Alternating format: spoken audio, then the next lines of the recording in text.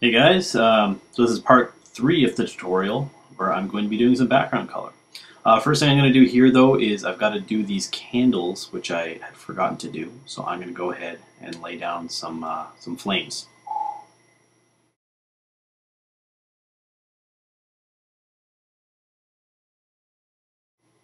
Okay, so I'm just going to pick a simple yellow color and put these flames in really quick.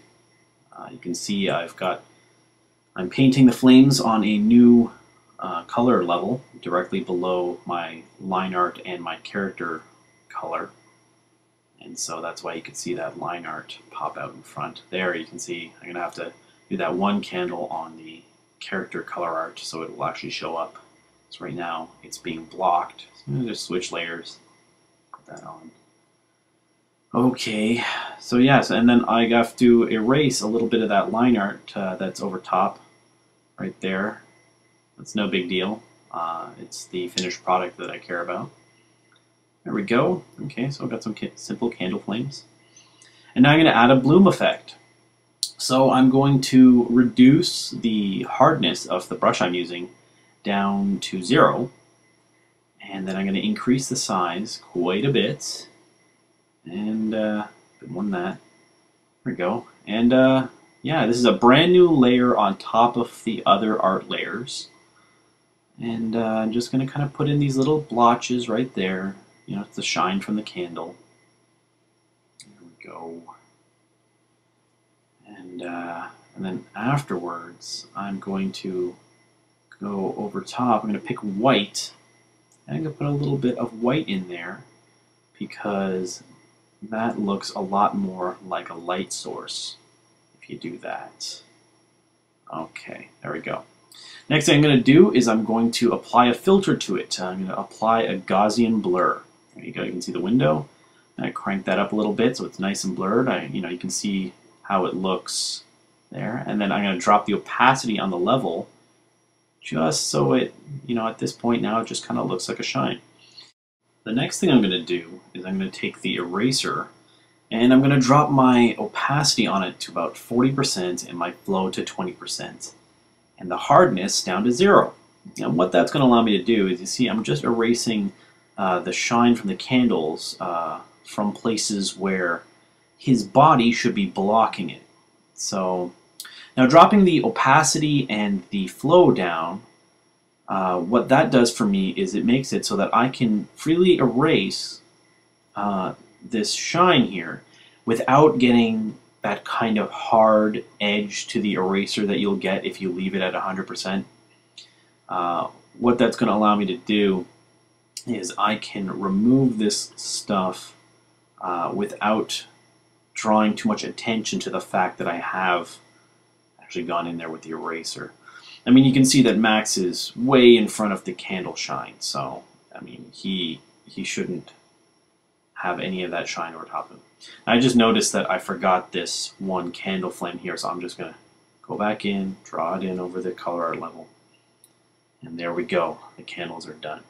So now I can get to work on painting the actual background.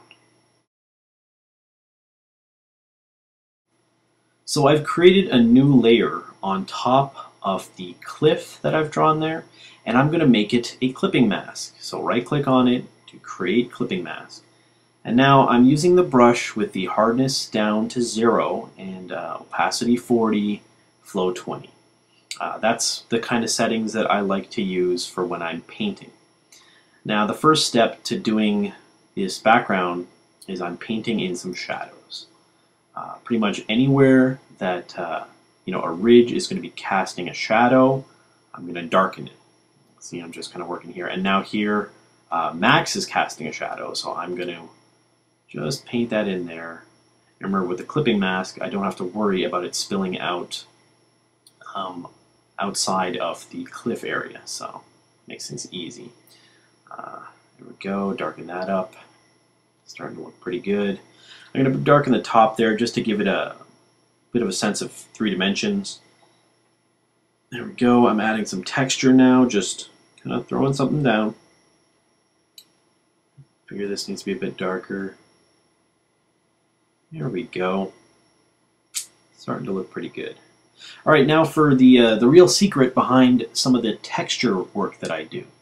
This is a really simple way to show some texture, and it's super easy. All I did is I went onto Google Images and I searched for parchment texture, and this is what I got right there. So I found this, pasted it into my comic, and then stretched it so it went all the way across. And then all I'm going to do is I'm going to just drop it right on top of the background color, drop the opacity down about 40% or so, and then I'm going to set it to overlay. And there we go, look at that. Instant texture. I actually raised the opacity a little bit afterwards. But that will give your backgrounds instant texture that you can build upon. So you can see now I'm going to have to darken this a little bit more when I set it to overlay. The two levels kind of get combined, and it's actually changed the colors a little bit. So I'm going to have to do a little bit more darkening. I always start with the shadows, so darken it up. There we go. Probably have to go a little darker than that. Okay, now I'm doing the ridges here. I color picked off of it, and it's giving me a nice light color. And anywhere where the light is going to strike the ridge is where I'm putting color in right now. Look at that. There we go.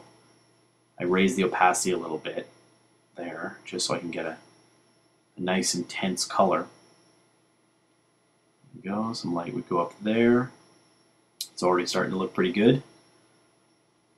There we go. I'm going to have to go darker now, because I want to I want to raise the contrast between the light and the dark. So a little darker, lay down some more color. I mean, this is what it's all about. You just have to kind of work up the color. Be patient. It's going to take some time. It's going to take a lot of practice, but you know, just keep working the color. Add some lights, add some darks. You know, think about where you're painting. You know, think about the light source. Think about where it's going to be casting shadows. It's going to go nice and real dark now. I'm going to start working on the actual background that's behind that cliff. Again, like I said, I'm starting with the darks. Just kind of building up wherever the shadows are going to be. Just like that. There we go. This would cast a shadow, that ridge there. Okay, feather that out a bit. Now I'm adding some texture in. Be nice and dark right around there. It's also going to, that contrast will look nice with the character's bright colors and a nice darkness around them. It'll make the characters pop. There we go. Okay, so I feel like that background needs to be a little darker. So what I'm going to do is I'm going to select the entire chunk right there. I'm going to press Control U. And what that's going to do is this brings up the hue saturation editor. So you see there, if I move the hue, I can actually change the color that it is. I kind of like it the way it was. But the big thing is I can drop the brightness of it, and I can increase the saturation. Basically, play around with that stuff, and you know, you can adjust the colors you've done. I just noticed I forgot to paint in the whites of his eyes and the white of his teeth on the color level. That's because before, when I was coloring him, I had a white background. So it's kind of hard to notice that sometimes. Easily fixed. Anyways, that first panel is looking pretty good.